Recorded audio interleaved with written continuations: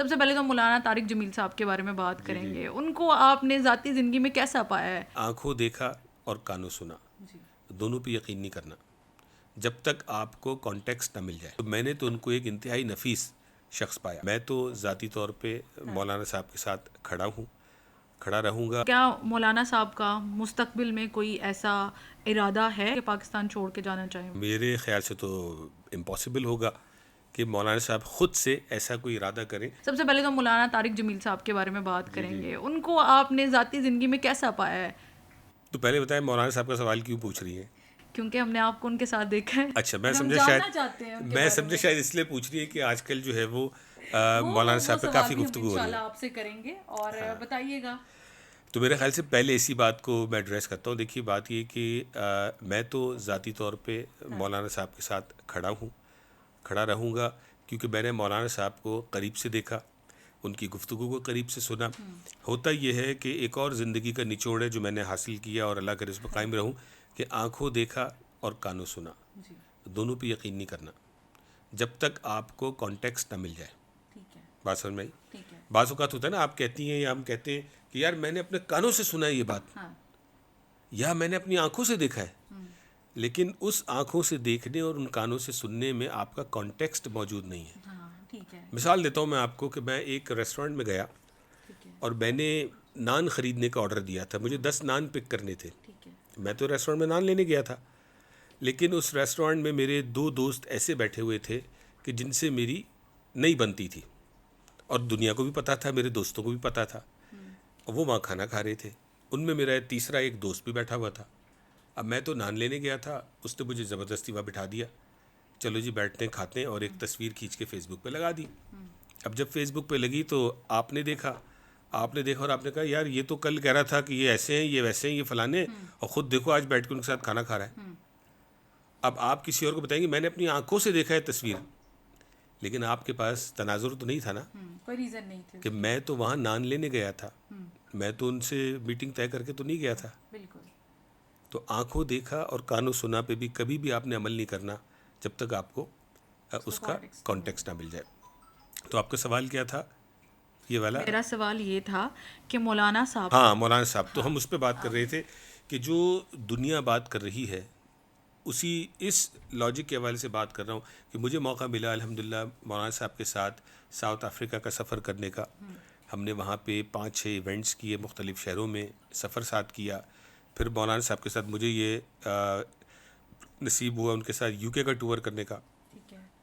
وہاں پہ ہم نے کچھ 6-7 شوز کیے، فنڈ ریزنگ کے، لوگوں تک پیغام پہنچایا مولانا طارق جمیل فاؤنڈیشن کا.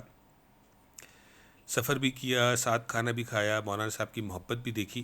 تو میں نے تو ان کو ایک انتہائی نفیس شخص پایا، ایک ایسا شخص کہ جو امت کا درد رکھتا ہے، ایسا شخص جو چاہتا ہے کہ ہر شخص جو ہے وہ اپنی زندگی کو سنوارے، اور اسلام جو ہے وہ اسلام کی ایک ایسی شکل جو خوش شکل ہے. اسلام جو ہے وہ خشک نہیں ہے، وہ خوش شکل ہے، اور اللہ اس کا رسول جو ہے خوبصورتی کو پسند کرتا ہے اور ایک دوسرے کے روابط کو پسند کرتا ہے.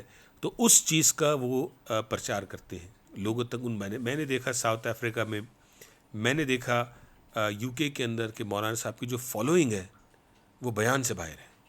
ماشاءاللہ جس طرح لوگ ٹوٹ کے ان کو چاہتے ہیں، لیکن انفارچونیٹلی کہ جو واقعہ ابھی ہم دیکھ رہے ہیں پاکستان کے کانٹیکسٹ میں کہ تبلیغی جماعت کس طرح سے مولانا صاحب کے ساتھ ان کا رویہ آج سے نہیں ہے، وہ دہائیوں سے ہے. لیکن یہ تو اس شخص کا حسن عمل ہے کہ آج تک جو ہے وہ مولانا صاحب نے ان کے حوالے سے کوئی ایسی بری بات نہیں کی، اور نہ ہی مولانا صاحب نے کوئی ایک اور جماعت جو ہے وہ ان پیرالل کھڑی کر دی، کیونکہ مولانا صاحب نہیں چاہتے تھے کہ کوئی ڈیوائیڈ کا فردر باعث بنے. وہ اپنی خاموشی سے زندگی جیتے رہے.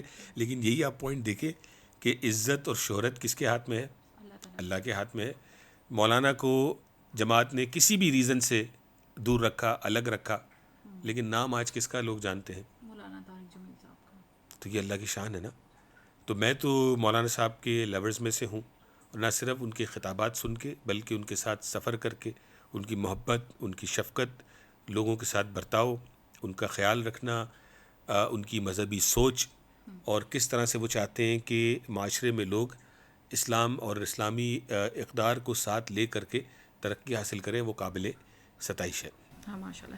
اچھا سر، جیسے آپ کو پتہ ہے کہ پاکستان میں کوئی بھی ایسی شخصیت جس کا بہت نام ہو، جب وہ ایسے معاملات میں پائے جاتے ہیں اور ان کو کرٹیسزم فیس کرنا پڑتا ہے، تو موسٹلی ان کے لیے ہوتا ہی ہے کہ وہ تھریٹ سمجھ کے ملک کو چھوڑ کے چلے جاتے ہیں. تو کیا مولانا صاحب کا مستقبل میں کوئی ایسا ارادہ ہے، وہ ایسا ارادہ رکھتے ہیں کہ پاکستان چھوڑ کے جانا چاہیں وہ؟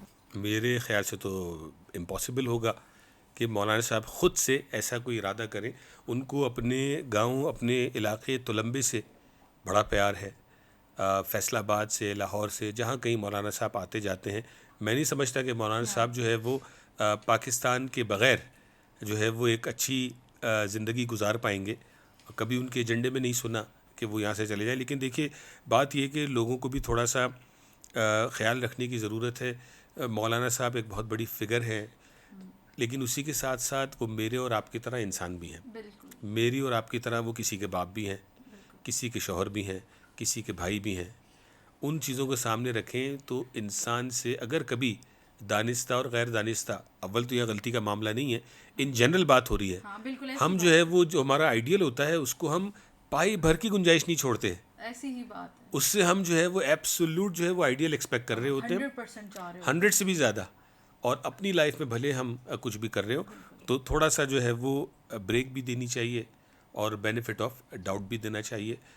میں تو دعا گوں مولانا صاحب کے لیے اللہ تعالیٰ ان کو لمبی عمر بھی دے، صحت بھی دے، اور جس طرح سے وہ اسلام کی اور معاشرے کی اصلاح کا کام، معاشرے کی اصلاح اور اسلام کی خدمت کا جو کام کر رہے ہیں، وہ اللہ تعالیٰ اس میں ان کو خیر و برکت عطا فرمائے. آمین آمین آمین.